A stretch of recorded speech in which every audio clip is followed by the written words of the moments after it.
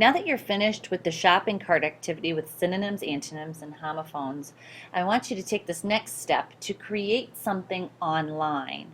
So I've highlighted the words synonyms, antonyms, and homophones here, and just in case you forget what each of those means, there is a brief definition with it. What you're going to do is you're going to take a yellow marker and you're going to highlight one of the pairs of words in each of the columns. So the first one I highlighted garbage and trash, and then I'll highlight empty and full, and I'll highlight right and right. You don't have to highlight those ones. You can pick which one you want to do. And then you're going to use this list in a Grafiti Creator. Now, if you recall, in the story Cool Alley, there was a girl that liked to draw on walls and use sidewalk chalk, and the things that she drew were considered graffiti. So what you're going to do is you're going to get into Portal, which, if you remember, looks like this. Okay, and if you don't know how to get there, remember that Portal there's a link on your desktop on the laptop on the left side, and it says Mrs. Benish's Portal. All you have to do is double click on that and it will open. You're going to find the tab that says Cool Alley and click on the gray arrow so that it expands. And the first link that you're going to go to is called Grafiti Creator. And so you're going to open that up and Grafiti Creator comes up. Okay?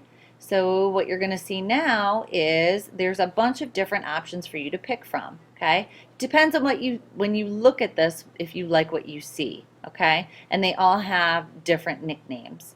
So when I hover over the word load and I click on it, it pops up. Okay?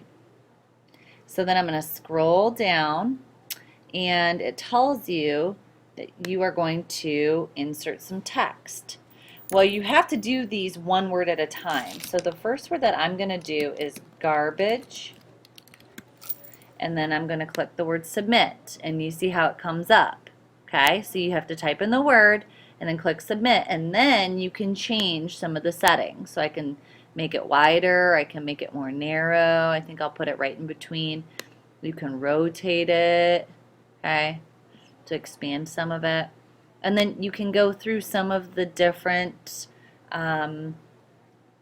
options over here to kind of make it your own, okay? You can give it different colorings, okay? Make it your own, which is fine. My only rule about this is that I only want you to spend about 5 minutes creating these, okay? The longer that you take with it, the less that you'll have printed out.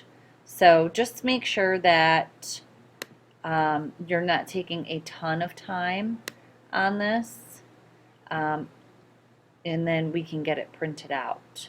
Okay? There's also other options if you wanted to go to like this Kodiak one. When it pops up and you click start, you have to put the word in first and then click create. So each of them are a little bit different. This one is probably a little bit easier for you to see as far as options and the colors. So you might want to use this one, okay? And see how fast I'm doing this? I can change a lot of the options very easily, and then I can click save. And you can save it onto the desktop so that we can print it out. And I will be walking around to help you with the printing. Remember that I always want to check before you click print so that we're not printing more than we need. If you have any questions, come back to the video, and I will be walking around to help you with this, and I will be asking you which words that you are printing out. Are you printing out synonyms? Are you printing out antonyms? Are you printing out homophones? So be ready to answer that question.